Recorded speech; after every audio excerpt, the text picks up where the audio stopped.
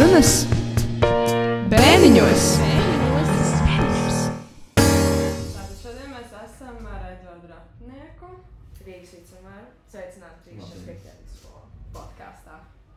Jā, un tātad mums ir iesūtīti daudz jautājumu no skolas skolēniem, uz kuriem mēs vēlētos dzirdēt atbildes, un nobeigumā būs daži jautājumi par mūsu skolas stadionu. Tas ir tāds saldējā, noteikti. Jā. Tātad pats pirmais jautājums, tāds diezgan aktuāls visiem skolēniem, ir, ka šo mācību gadu atzīmes vairāk labot nevarēs. Kāpēc tā? To gan jājautā tiem, kas šo lēmumu pieņēma, bet to nav izdomājusi Rīgas doma. Bet, manuprāt, kā tas ir bijis, mums arī bija augstskolā iespēja kādreiz labot atzīmes, bet pēc laika to nomainīja. Un tā doma droši vien tāda, lai cilvēki vairāk motivētu sevi ar pirmo reizi nokārtot, nevis dot sev šo te iespēju kārtot vēl kādu reizi. Mums, piemēram, bija augstskolā iespēja 2 reizes kārtot. Es nezinu, cik bija pirms tam skolās. Arī tie tās pašas 2 reizes. Jā. Bet tagad es saprotu, ka ir kaut kāds kompensējošs mehānisms rasts šobrīd. Tas, ka var nolikt komplicēt kopā lielo pārbaudījumu, tad tādā veidā tikt tam visam cauri. Bet es ieteiktu doties uz kontroldarbiem, rakstīt kontroldarbus un nokārtot kontroldarbus. Tā arī mums teikt jādara, jāizcieš. Tad, kā pats minējāt, studējāt juristus, un kas būtu jūsu ieteikums jauniešiem, kur vēlas studēt to pašu? Tie, kas vēlas studēt jurisprudenci, tad ieteiktu mācīties vēsturi, politikas zinības. Manuprāt, juristiem ir jābūt ļoti daudzpusīgiem cilvēkiem. Piemēram, ja kļūsiet par tiesnešiem, tad jums būs jāšķir tiesa par visu kaut ko. Tā izskaitā par rūpniecības jautājumiem, tā izskaitā par būvniecības jautājumiem, kur notiek vislielākie strīdi par lielu mantu un lielu naudu, vai ne? Tur vienmēr būs nepieciešama liela jurista iesaista. Bet pats es esmu pabeidzis šo jurisprudences izglītību, esmu arī ikdienā man tas ir ļoti nepieciešams šīm darbam. Tāpat arī pats strādāju par juristu kādreiz. Un jebkurā gadījumā šī ir ļoti daudzpusīga profesija, kura ir nepieciešama, bet, manuprāt, vajag ņemt arī tās iespējas, kas ir STEM jomās, īpaši, ja ir iespējams gan fizika, gan ķīmija, jo ticat vai nē, bet tur ir ļoti lielas iespējas pelnīt naudu sev un ģimenei, un šīs te mācības noderēs visu dzīvi. Kā tad bija tie jūsu iemesls jurisprudenci vai motivācija? Jā, tas galvenais bija tas, ka pēc tam var uz ļoti daudzpusīgām vietām doties strādāt. Gan ir iespējams strādāt valsts pārvaldē, gan privātajā uzņēmumā, gan iespējams kādu aizstāvēt, gan sev saprast, kas tad ir tās manas tiesības un kā es sev varu aizstāvēt, ja rodas kādas pārestības vai kādi sodi atnāk, tad ir iespējams tos pārsūdzēt. Tādas praktiskas lietas, un tās noder dzīvē tālāk, bet noteikti nedrīkst koncentrēties tikai uz vienu, vajag sev attīstīt uz visiem iespējamiem virzieniem. Tātad izmantot savā labā. Jā, visas durvis, kas ir vaļā, iet pa tām iekšā. Ticat vai nē, nav tā, ka dzīve piespēlē ļoti daudz iespēju. Tā tas nenotiek. Ja jums kaut ko piedāvā, tas nozīmē, cilvēkam pirmā reakcija ir, tagad es izvērtēšu, jā vai nē. Gan jau rīt man atkal kaut ko piedāvās. Nē, tā nenotiek. Ja jūs noraidāt piedāvājumus, tad viņi vairāk neseko. Labi, paldies. Tad nākamais jautājums ir par bērnu rotaļlaukumiem. Par tieši tiem, kas atrodas māju pagalmos pa vidu. Es domāju, ka cilvēks skolāns, kurš ir iesūtīja, viņu ir novērojis, ka lielākoties šie rotaļlaukumi ir tādi nonēsāti. Veci, norūsējuši, sabrukuši un vai ir kāds plāns tos renovēt, atjaunot? Tātad Rīgas pašvaldība var atbildēt par tām teritorijām, kas ir pašvaldības atbildībā. Piemēram, parkos. Mēs esam izveidojuši tikko atklājuši jaunu rotaļlaukumu Viesturdārzā. Aicinu aiziet paskatīties ar tādiem tautiskiem elementiem, ļoti skaistu. Un arī uzvaras parkā mēs veidojam dažādus bērniem atrakcijas, tā skaitā arī bērnu rotaļu laukums, kas būs ar ūdens elementiem, kur bērni varēs mācīties fiziku, apskatīties, ar rokām darboties ļoti, smiltiņas sabērt, skatīties, kā ūdens plūst, veidot dambjus un dažādas šādas te lietas, ūdeni pumpēt ar rokām, sakot, tādas lietas, kas attīsta vairāk šo te fiziku un domāšanu. Kāpēc iekšpagalmos ir šāda problēma? Tāpēc, ka iekšpagalmi pieder tiem namu īpašniekiem, kas ir īpašnieki, respektīvi visiem dzīvokļu īpašniekiem tas ir kopējs. Ja jūs redzat, ja jūs esat piedalījušies kādās dzīvokļu īpašnieku sapulcēs, tad šī sapulce ir tā, kas nolemj atjaunot, neatjaunot, ieguldīt naudu, neieguldīt. Diemžēl mēs esam šādā sabiedrībā, ka mums ar kaimiņiem ir jābūt ļoti tuvās attiecībās un jāmēģina šos lēmumus dabūt cauri, lai varētu atjaunot, piemēram, katrai mājai ir kāds uzkrājums. Un tad šeit gan Rīgas doma nāk talkā un ir iespējams pretendēt uz līdzfinansējumu no Rīgas domas.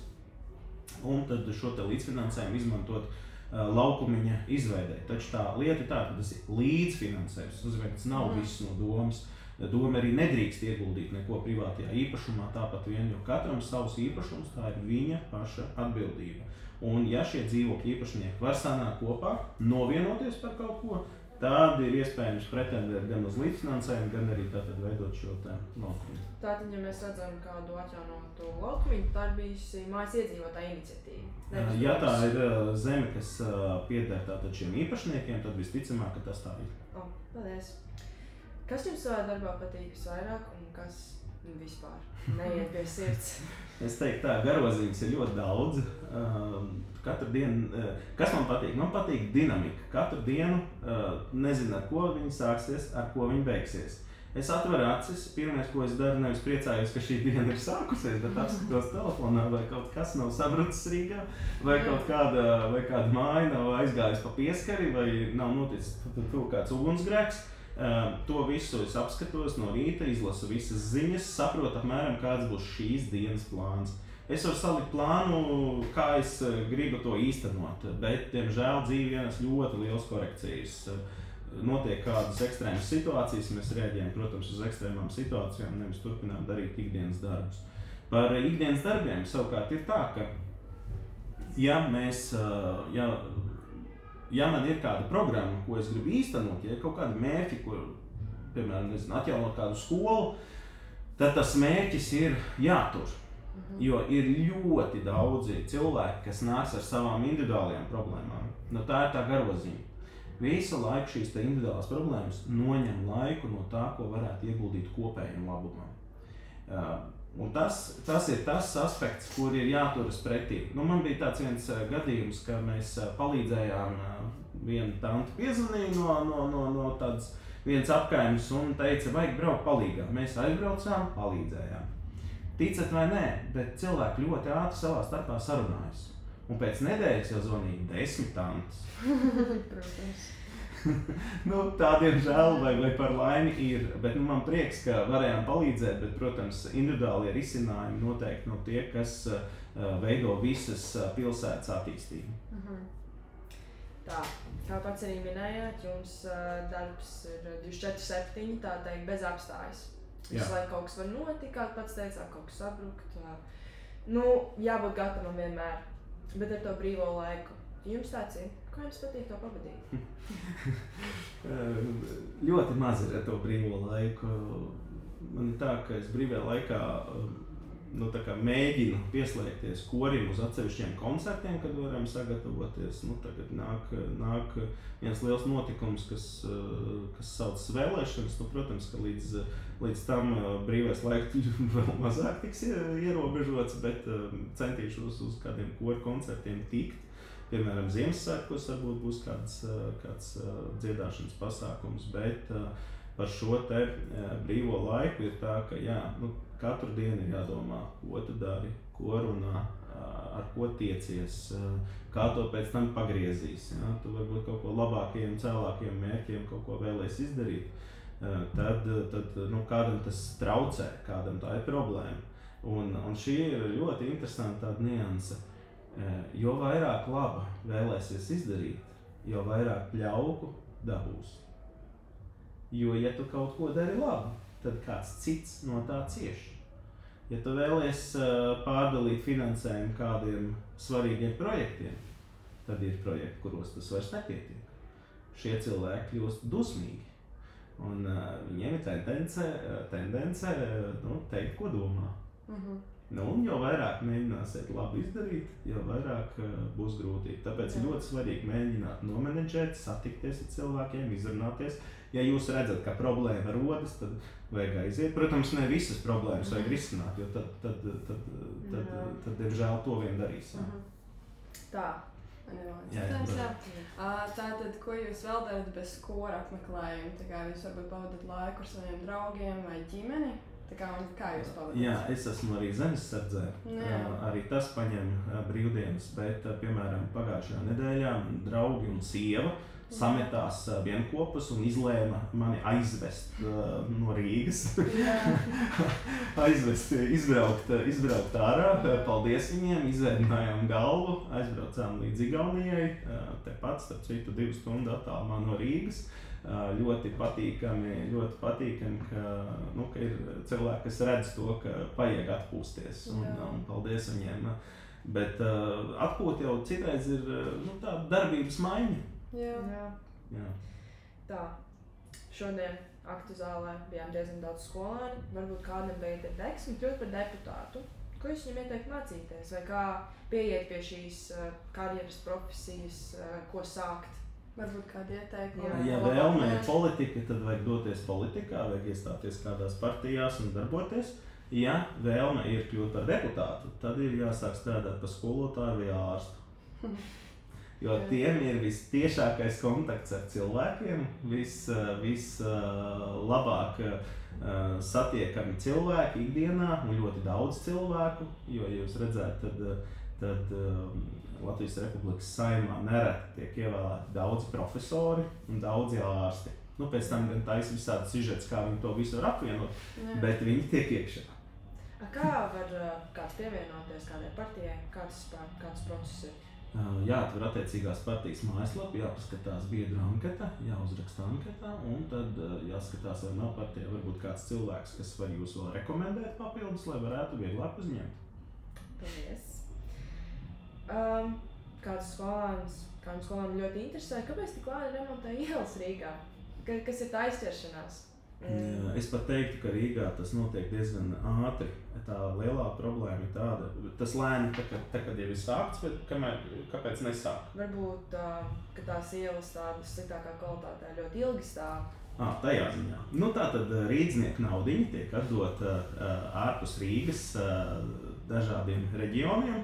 Reģioniem vajag palīdzēt, bet es nesaprotu, kāpēc 11 miljonus no Rīgas nodokļiem ir jāsaņem Liepājai, kāpēc 11 miljonus jāsaņem Rēzeknei. Piemēram, Daugavpilī trešdaļu budžeta sastāda Rīgas un Pierīgas nodokļu maksātāju finansējums. Tas, manuprāt, ir pats galvenais, kāpēc ir kaut kas apstājies. Bet, protams, ka ilgus gadus arī neremontēja, kamēr vēl šī doma nebija sākus darbu, ilgus gadus tiešām neremontēja ielas. Bet man ir prieks, ka šajā vasarā ļoti daudz remontu notiek. Man ir prieks, ka cilvēki dusmojas, ka notiek remonti. Jo tas vismaz ir redzams, ka darbs iet uz priekšu. Šogad mēs esam 83 skolās un bērndārzos veikuši un veicam vēl remontus. Tas, manuprāt, arī ļoti labs rādītājs ir, un katrā gadījumā Rīga nekad nebūs gatava. Vienmēr, kas būs ar kaut ko neapmierināti, būs. Un ja mēs gribam, lai top skaistāk, diemžēl šādas neērtības īslaicīgas ir jāpacieš. Tam pašam skolānam ir interese, vai atšķirās asfalta kvalitāte pirms 15 gadiem un tagad? Es domāju, ka noteikti atšķiras. Viss, kas ir noticis pirms gada, 2, 3, viss ir mainījies. Katrai lietai, jūs jau redzat, arī šis te mikrofons, pa ko runājam. Ja mēs satiktos pirms 15 gadiem, jums būtu tāds ierakstu, tāds diktafons, labi, ja maziņš, bet parasti bija tādām lielām kasetēm. Viss mainās, viss uzlabojas, viss tehnoloģijas attīstās. Tā, nākamais jautājums. kad tiks skolām nodrošināts pietiekams finansējums jaunām mācību satura grāmatām? Vērš jauniem materiāliem. Skolām finansējums nekad nebūs pietiekams, jo izglītībā var investēt un investēt. Šajā gadā mums ir 1,8 miljoni paredzēti, tātad gan iekārtām, gan grāmatām. Nezinu, par kuriem konkrētiem priekšmetiem ir būt jautājums, bet jebkurā gadījumā finansējums izglītībai nekad nav pieticis, nepietiek un arī nepietiks. Kādā secībā tad tām skolām tiek palīdzēts ar šo finansējumu? Varbūt tur kādai skolai ātrāk jaunas grāmatas, kādai pašai pēdējai? To gan vairāk izglītības departamenta speciālisti zinās, kā viņi tur to tālāk izdala, bet tā doma ir tāda, ka jā, mēs ar finansējumu mēs piešķiram šim. Savukārt, kas vēl ir svarīgi par to tās mācību grāmatas jau nav vienīgais, vēl ir svarīga arī šī tehniskā bāze. Un tāpēc, piemēram, šajā gadā mēs esam 3 dabaszinību centrus uztaisījuši, iepriekšējā gadā vēl 3, tātad kopā mums ir 6 skolas, kurās ir atjaunoti dabaszinību centri, kur ir jaunākās tehnoloģijas ķīmijai, fizikai, bioloģijai, geogrāfijai, datorzinībām un, ko es nenosaucu, kaut ko vēl nenosaucu, bet, sakot, tā doma ir tāda, ka reiz pienāks brīdis, kad ir 45. vidusskola tiks pie šāda dabaszinību centra. Un tas ir tas foršākais, ka jauniešiem būs interesanti darboties ar jaunākajiem visādiem modelīšiem tur un visu kaut ko. Un datori jau šobrīd, manuprāt, jau skolā ir ieviesti nemācībās, tā kā arī šis nāk no šī finansējuma. Es domāju, ka katrs skolēns to uz savas ādas un ar pirkstiem. Es domāju, ka mēs skolotāji nevar sagaidīt šos centrus, bet kādam vēl ļoti interesē, ko tad jūs īsti darat savā darbā? Kādi ir tie jūsu pienākumi? Kā vicinājumi? Es pat teiktu, ka man ļoti grūti saprast, ko es nedaru. Man ir tā, ka ir jābūt pilnīgi visam spektram. Ir jābūt par psihologu, ir jābūt par nomierinātāju, ir jābūt par aktivitāšu veicēju, ir jābūt par kontrolētāju, ir jābūt par aktīvu darbinieku pašam. Ja tu gribi, lai viss tiek izdarīts tā, kā tu vēlies, tad diemžēl tev pašam jāiet un jādara.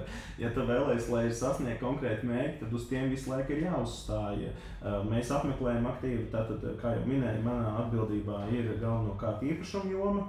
Tātad skolas, bērndārzs, kultūras iestādes, sporta iestādes un tam līdzīgi, un arī attiecīgi uzvaras parks un vēl citas lietas. Un man patīk braukt visur pašam, apskatīties ar savu aci, kas kā ir. Protams, ka ir kaut kāda informācija, ko, piemēram, noklusē, vai, piemēram, pieeja pie kādas iestādes un prasa, kas tad ir šajā telpā, un tad es apskatos, mums nav atslēgas, tur kaut kāds iepriekšējais darbinieks nav paņēmis mantas, un tad es pastos kartē, tajā evakuācijas kartē plānā, es pastos, ka tur laikam pirts iekšā, vai ne? Kuru negrib rādīt, ja? Tā kā, sakot, tādi kuriozi. Katra diena ir izaicinājums, katra diena ir kaut kas interesants, un katra diena var būt pēdējā. Un tas, ka tu vari darīt kaut ko labu, bet tāpat būs kādi raidījumi, kas uztaisīs, izvilks kaut ko, izrādās, ka tu tur ne tā esi paskatījies, izrādās, ka vienā koncertā esi sēdējis ne tajā rindā, ne ar tiem cilvēkiem, lai arī tu esi pircis biļetes pilnīgi atsevišķi, bet izrādās viņš tev nonācis blakus. Tātad jau ir skandāls. Tādas lietas mums notiek, tas viss tiek normāli uztverts. Mēs saprotam to, ka tādi izaicinājumi katru dienu ir garantēti, bet tā ir arī tā dinamika. Ja tā ir garoziņa, pierreiz tā ir arī dinamika. Kā ar šiem izaicinājumus uztver nevis kā, ka viss beidzas, viss ir slikti. Nē, es tos uztveru kā iespēju kaut ko mainīt, paskatīties, kas tad ir tas iemesls, kāpēc tie cilvēki tā rīkojas, kāpēc viņi grib kaut ko tādu. Saprotam, kas ir tas galvenais, ko viņi grib. Atrisinām, un tad problēma pazūd. Jo, kā es saku, jautājums nekad nav par to, par ko ir jautājums. Vienmēr ir kaut kas cits. Kas interesē, kas nav izdarīts, kas nav dabūts, kas ir vajadzīgs. Jā, un paldies par šo. Es ceru, ka vēl kāds klausoties paņems jūs to domu, jo man liekas tā lieliski iespēja saprast to, ka uz šiem izaicinājumiem var paskatīties citādāk, nevis tā kā viss man ir bail vai kaut ko tādu. Jā, paldies tiešām. Katra šāda te problēma ir iespēja. Jā. Tā ir iespēja. Ja taisa sliktu raidījumu par jums, tas nozīmē, ka jūs interesē. Tas nozīmē, ka par jums runā. Tas nozīmē, ka jums pēc tam ir iespēja atbildēt un iedot savu informāciju pretī. Jā, paldies. Tātad mums ir arī īpašs jautājums. Ja jūs nebūtu Nacionālajā apvienībā, kādā partijā jūs tad vēlētos būt, ja jūs vēlētos būt, vai arī jūs tieši gājāt uz šo te Nacionālo apvienību? Vai tā teikt, pirmais, kas ņēma, tur arī gāja? Nē. Tas bija tā, ka man bija laba sadarbība, tad toreiz vadīja studentu apvienību. Man bija ļoti laba sadarbība tieši ar šo frakciju Saeimā, kas ņēma studentu priekšlikumus ļoti nopietni, atbalstīja, ieviesa likumā. Augstskolu likumā, un līdz ar to man bija ļoti laba sadarbība ar šiem cilvēkiem. Man ir ļoti patīk patriotiski pasākumi, gan lāpu gājiens, gan citas lietas. Tad, un arī tie iekšējie pasākumi, kas mums ir ļoti motivējoši, izglītojoši, un var redzēt, ka tur cilvēkiem rūp, kas notiek valstī. Un tad, tad es pieņēmu lēmumu par šo partiju, bet tas nav svarīgi. Svarīgi tas, ka ja jūs redzat iespējas sev pilnveidot, ir dažādas ideoloģijas, dažādas nostājas, tad ticiet man, aktīvie cilvēki būs vien un tie paši. Sabiedrību virza 5% mazākums. 5% ir tie, kas aktīvi darbojas. 95% neiesaistās. Ja cilvēki jautā, kāpēc partijās ir tik maz cilvēku, tas ir normāli, jo ir psiholoģijas likumi, gan jau jūs arī esat mācījušies skolā par to, ka ir psiholoģija, piemēram, komandā ir 80-20 proporcija. Zināt, kas tas ir? Pareto princips, var sekot, 20% izdara 80% darbu. Jā. Tāpat arī ir par finansējumu, kas pasaulē eksistē. Tātad 20% pieder 80% naudas. Tad tieši šādi tas attiecas arī uz aktivitāti sabiedrībā. Nevar būt visi aktīvi. Tas vienkārši nav reāli. Tad tieši šāda psiholoģiska proporcija viņi arī tāda apmēram pasaulē turas. Bet, kurā es būtu, es domāju, ka es uztaisītu savu. Jā. Varbūt ļoti laba ideja, varbūt nākotnē redzēsim. Varbūt, tas ir iespējams. Jā, tātad, un kādas inovatīvas pieejas tiek īstenotas vidas izglītībā, lai piesaistītu jauniešu interesi? Šobrīd Zooloģiskajā dārzā, kas atrodas no skolas ļoti netālu, pat viena skolas filiāla varētu teikt, ir ļoti Zooloģiskajam dārzam, tad, tur ir atklāts tāds, es pat neatceros, kā viņam bija tas nosaukums, bet atklāt tāda Zooloģiskajam dārzam tāda izglītības centriņš, kur var bērni iet un jaunieši skatīties, kā viss notiek, arī kaut kādas lietiņas praktiski padarīt. Tā kā es domāju, ka šīs lietas, kas notiek, ir labi. Tas pats uzvaras parkā, piemēram, par to, kā ūdens plūst vai ne, tur kā notiek šie te fizikālie procesi, tas viss ļoti saistīts ar vidi. Un, manuprāt, vide ir tā lieta, kas mums ir jāsaudzē, mums ir jādara viss iespējams, lai atkritumi samazinātos. Mēs esam viena no zaļākajām pasaules valstīm, manuprāt, tā nav pie mums lielākā problēma. Mēs varam lepoties ar to, bet, ja mēs redzam mežā kādas pudeles, tad mēģinam tās pacelt, attīrīt dabu un sodīt tos, kas to piemēro. Tieši tā. Jā, pilnībā piekrītam. Jā, tātad varbūt jūs jau iepriekš minējāt zālē, bet varētu pieminēt šeit. Tātad kāda ir jūsu vīzijas, nākotnes mērķi attiecībā uz vidas izglītību? Ko jūs varētu īstenot varbūt? Vai jūs vēlētos vēl īstenot? Manuprāt, tas, kas mums ir jāīsteno, ir ikdienas pienākumi pašiem pret vidi. Jā. Katram cilvēkam, diemžēl to nevar, tas ir jājūt. Ja cilvēkam ir kaut kāds lielāks vērtības iekšā un vēlme būt sakārtotā vidē, tad, manuprāt, viņš nemēslos, viņš nedarīs. Tas sākas katram ar sevi pašu. Manuprāt, skolās jau to visu māca. Tas viss ir zināms, bet tās raksturīpašības ir katram pašam savas. Un tas ir tas svarīgākais šajā. Lai mēs katrs justu atbildību pret to, kas ir pret mūsu valsti, kas ir pret bet apkārtējo vidi, tas viss mums pašiem katram ir jāsajūt. Ja mēs jūtamies kā atbildīgi, kā saimnieki paši par lietu, ko mēs darām, nevis mēs atnākam uz skolu un domājam, ka skolā, gan jau direktori tiks ar visu galā, vai nezinu, tur saimniecības pārvalde tiks ar visu galā, tur mēs te varam nedaudz piegružot. Nē, tas sāks pašiem ar sevi.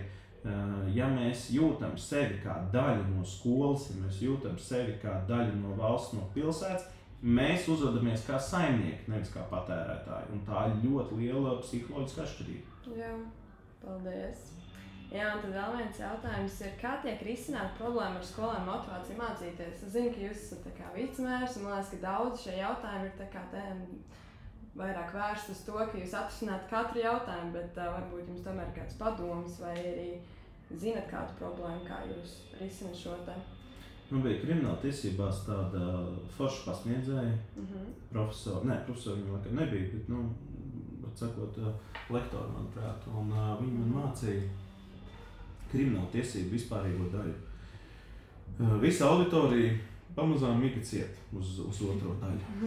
Bet tad es izdomāju man sevi ir jāpiespiež. Man jāiztaisnā muguru un jāsēž taisnu muguru. Es iztaisnāju muguru, vienīgais auditorijā sēdēju, skatījos acis vaļā. Un kamēr vēl ir laiks, kamēr vēl skolēni un jaunieši ir jauni, tikmēr vajag sev kaut kā nolikt nedaudz lielāku mērķīti. Un, piemēram, labi, es tagad klausīšos, ko stāst. Nevis tā kā, pieņemšu to, ka tas tā vienkārši kaut vai paši ar sevi paeksperimentējiet. Man liekas, būs ļoti labi rezultāti. Piemēram, es jau minēju, ka Ķīnā, lai kļūtu par Ķīnas jaunatnes organizāciju, vajadzēja vienam cilvēkam 50 gadus. Jā. Un tad paskatāmies, kā mums Latvijā ir. Latvijā, lai kaut ko vairāk izdarītu, neko daudz nevajag. Tev vajag izdarīt tikai drusciņu vairāk par pārējiem. Ļoti drusciņu vairāk par pārējiem. Tā kā nesalīdzinām drusciņu. Un tad, manuprāt, tās visas iespējas arī pavērs.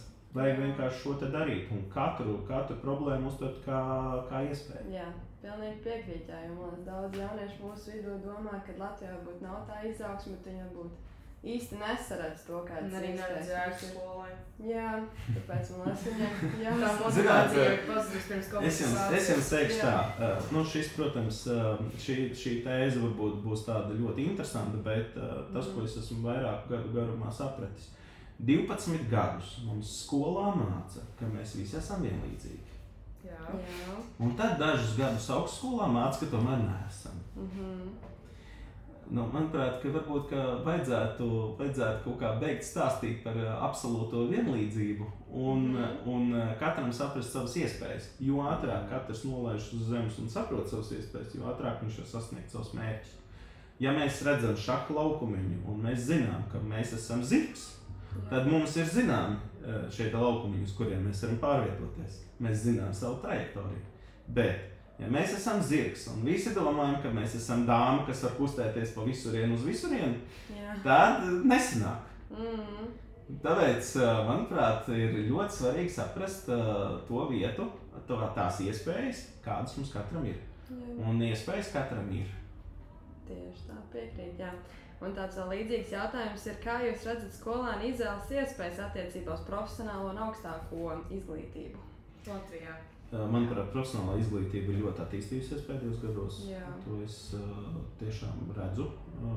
Tā gan profesionāla izglītība gan nav Rīgas pašvaldības atbildība, tā ir izglītības ministrijas, bet šīs iestādes ir izremontētas, ir ar jaunāko tehnoloģiju, ir ar visām iespējām pedagogiem. Pēc šīm te mācībām profesionālajās izglītības iestādēs ir vieglāk saprast tās mācības, kas pēc tam ir, piemēram, universitātēs. Manuprāt, tā ir ļoti laba lieta. Ja puse tā vēlme ir 50% vidusskola, 50% tātad šī te profesionāla izglītība. Jā. Es neredzu tam problēmu, es neredzu tam neko sliktu. Lai jaunieši apgūst kaut ko klāt, praktisku, ar rokām darbojas, tā jau tāpat vidējā izglītība ir, bet augstākā izglītībā pēc tam ir vieglākas iespējas attiecīgās profesijās. Man liekas, ka tas ir jāņem pretī, ja tāda iespēja ir. Vai es to darītu? Nezinu, šobrīd droši vien, ka nē, Bet katrā gadījumā man bija iespēja strādāt Zemkopības ministrijā par ministru padomnieku augstākās izglītības zinātnes jautājumos. Un mēs pievienojām Melnavas koledžu tolaik laikam vēl Lauksaimniecības universitātei, tagad Latvijas Biozinātņu tehnoloģiju universitātei.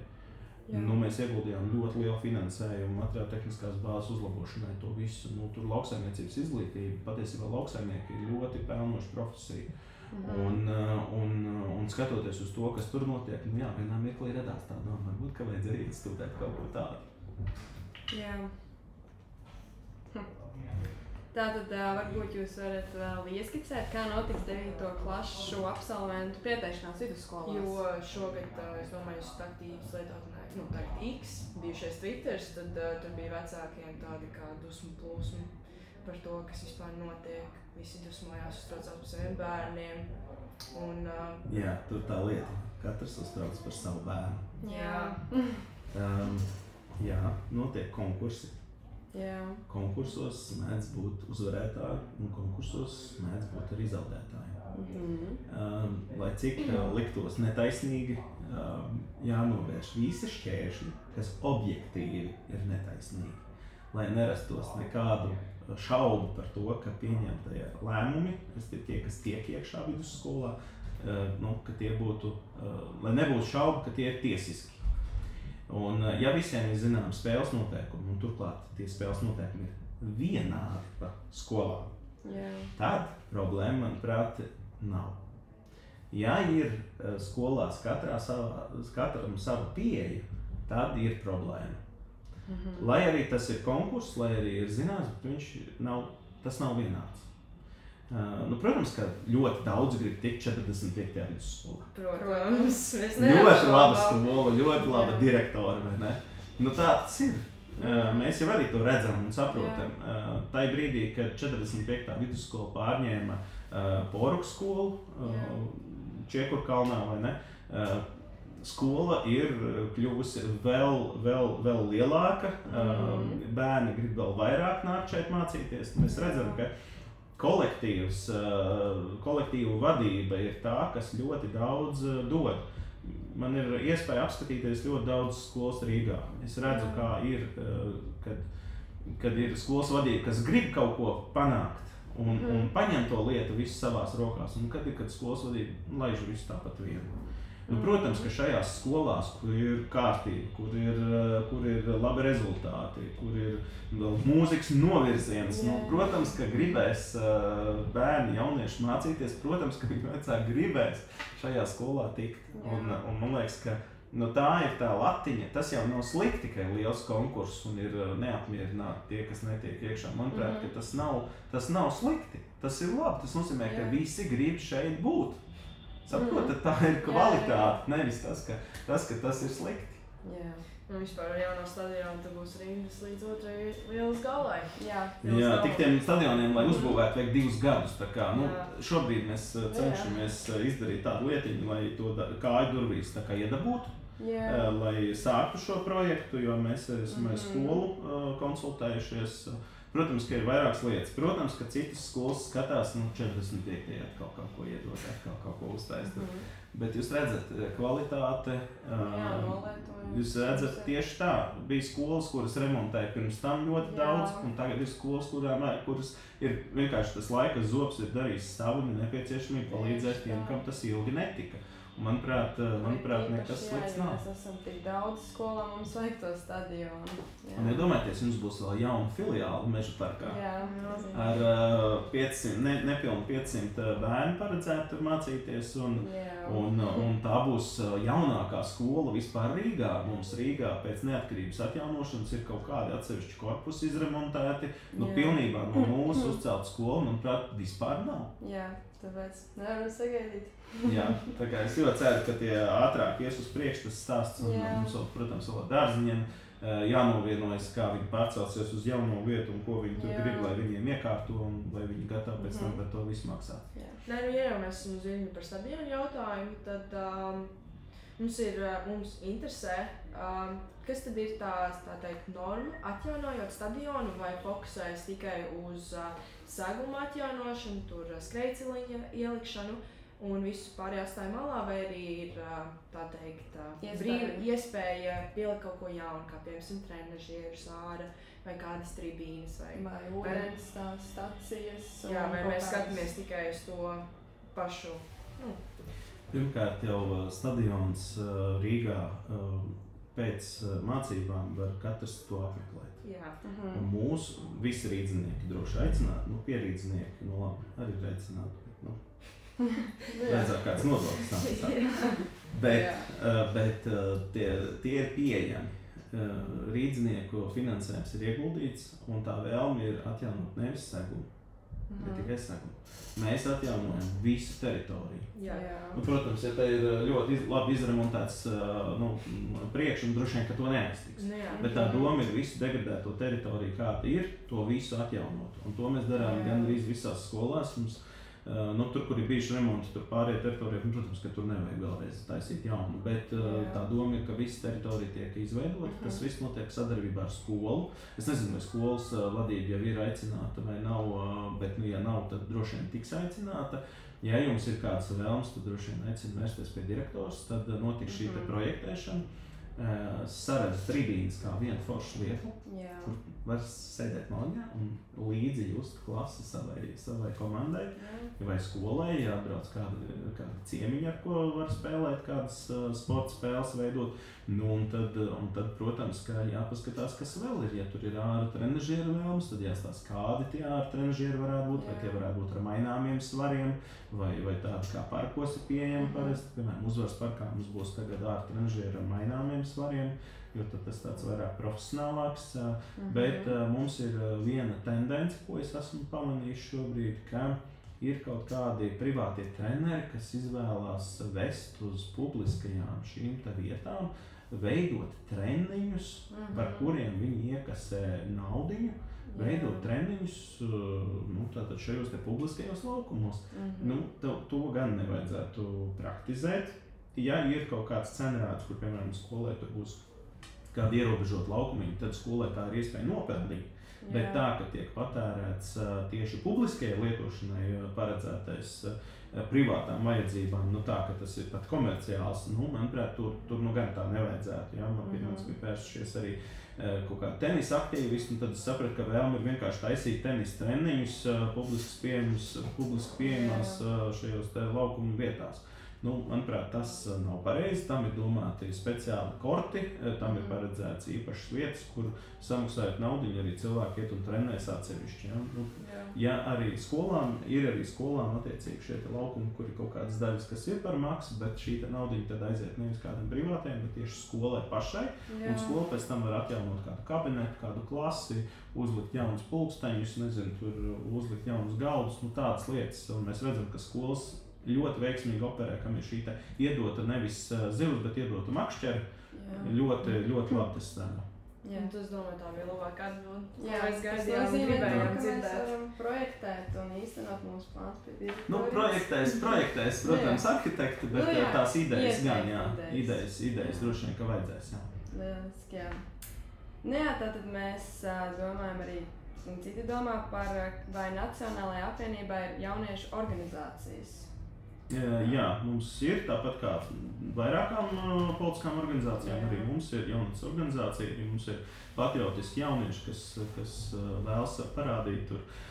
Dodamies pārgājienos, apskatāmies kādas vēsturiskās vietas, ir ļoti, ļoti draudzīgs kolektīvs, un man liekas, ka tas ir tas svarīgākais vispār jauniešiem, veidot draudzīgas attiecības ar citiem jauniešiem. Un vienalga, kur jūs esat skolā, klasē, kādās ārpusstundas nodarbībās, veidojot labas attiecības, tas dzīvē ļoti nāks par labu.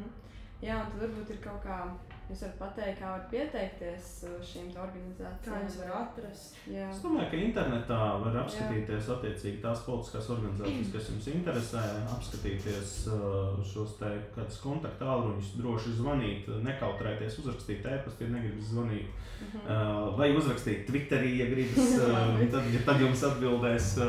Es domāju, ka komunikācijas iespējas ir ļoti daudzas, un vispār jau pasaule kļūst ļoti tuva caur telefonu ekrānu. Mēs varam sasniegt, apskatīties, kas notiek, Aļaskā, kas notiek Dienvidpolā, nevis tajā multenē, bet tā kā reāli Dienvidpolā. Tā. Paldies! Un, ja kāds jaunietis vēlas pievienoties Nacionālajai apvienībai, kas viņam vai viņai ir jādara vai jāņem vērā? Manuprāt, ir pirmkārt jābūt Latvijas patriotam. Jā. Otrakārt, droši vien jādomā par to, kā var atrast internetā šo visu informāciju, rakstīt pieteikumu anketu un droši darboties. Jā, paldies. Tas arī viss. Jā, Paldies jums, ka veltījāt laiku mūsu jautājumiem. Jā. Mūsu sociālajie mēdīji Instagramā @R45VSK_SP un @R45VSK_citāti. TikTokā @R45VSK_SP un priekšpodkāstu profila @sarunasbēniņos. Facebooks Rīgas 45. vidusskolas skolāņu pašpārvalde. Un e-pastā ar mums var sazināties rakstot uz r45vsk.sp@gmail.com.